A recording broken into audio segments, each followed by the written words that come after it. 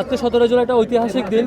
2024 সালের জুলাই গণ অভ্যুত্থানে আমরা যখন আন্দোলন করেছি তখন ছাত্রলীগ শিক্ষার্থীদের উপরে 15 জুলাই যে আক্রমণ করেছিল, 15 জুলাই দিন দুপুরে শিক্ষার্থীদের উপরে, নারী শিক্ষার্থীদের উপরে, সাধারণ শিক্ষার্থীদের উপরে যে সন্ত্রাসী আক্রমণ করেছিল, তার বিপরীতে বিশ্ববিদ্যালয়ের শিক্ষার্থীরা সমন্বিতভাবে আন্দোলন পরিচালনা করে চালিয়ে নিয়ে যায়।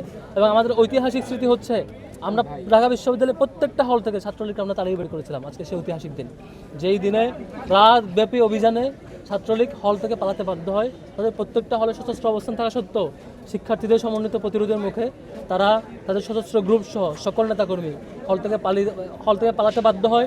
এবং আপনারা দেখে থাকবেন পরবর্তীতে উইথিন 3 days বাংলাদেশের প্রত্যেকটা কলেজ, প্রত্যেকটা বিশ্ববিদ্যালয় থেকে সন্ত্রাসী ছাত্রলীগ তাদের ফ্যাসিবাদী আওয়ামী লীগ ক্ষমতায় থাকা সত্ত্বেও, পুলিশ বাহিনী থেকে শুরু করে প্রত্যেকটা ফ্যাসিবাদী বাহিনী তাদের পক্ষে থাকা সত্ত্বেও কোনো ক্যাম্পাসে তারা এক্সিস্ট করতে পারে নাই, ক্যাম্পাস ছাড়া হয়। সেই ঐতিহাসিক দিনকে স্মরণে রেখে আজকে ইসলামী ছাত্র শিবির ঢাকা বিশ্ববিদ্যালয় শাখা আয়োজন করেছে লিগ ধর্ম ম্যারাথন প্রোগ্রাম। আজকে আমরা স্মরণ করেছি কীভাবে আমরা ছাত্রলীগকে তাড়িয়ে বের করেছিলাম, সেই স্মৃতি আমরা স্মরণ করেছি।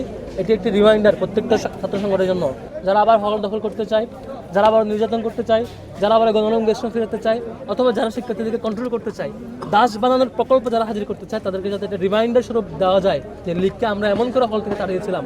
অন্য কেউ যদি আবারও লিগ হয়ে ফেরত আসতে চায়, লিগের ভূমিকা আসতে চায়, তারাও একসময় হয়তো হল থেকে পালাতে বাধ্য হবে। এই জন্য এই প্রোগ্রাম প্রতি বছর অব্যাহত থাকবে নানা ফরম্যাটে। ছাত্রলীগ যে হল ছাড়া হয়েছিল, এই স্মৃতিচারণ প্রত্যেক দলকে আমরা স্মরণ করিয়ে দেব, হল দখলের রাজনীতি যাতে কেউ না করে।